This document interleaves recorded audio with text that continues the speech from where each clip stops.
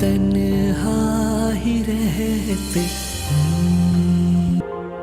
मैं सबको सच बताने जा रहा हूँ। अकबर अली साहब को भी बता दूंगा कि उसका निकाह मेरे साथ हुआ है। हो सके तो मेरी बात मान लो प्लीज सारा।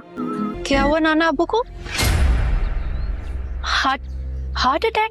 क्या तुम मेरे जैद से निकाह करोगी बेटा? बस जैद को जब पता चलता है कि ज़ारा के इस घर से जाने की वजह सिर्फ और सिर्फ उसकी माँ है, क्योंकि उसकी माँ ने उससे कहा था कि तुम उसकी ज़िंदगी से चले जाओ, उसका आसान हल ये है कि तुम इस घर से चले जाओ। वो अपनी माँ से ये बात कहता है कि आप मेरे साथ किस तरह से कैसे कर सकती हैं, और कोई माँ भी अपने बच्चे का इस तरह से नहीं करती। नीलोफर बेगम का एहसास हो जाता है कि उन्होंने बहुत बड़ी गलती करी है, उन्हें जैद का दिल दुखाया है। तो वो ज़ारा के पास जाती हैं, उससे कहती हैं कि तुम मेरे लिए एक काम कर सकती हो, तुम जैद से निकाह कर लो।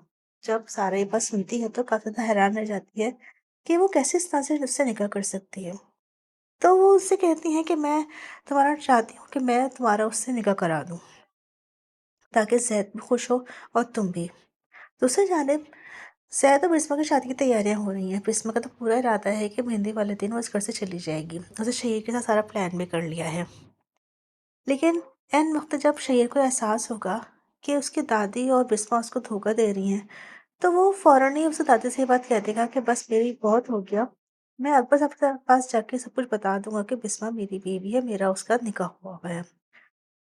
दादी तो ये सुनकर बेइंतहा परेशान हो जाएंगी, क्योंकि उनका सारा प्लान ही खराब हो जाएगा।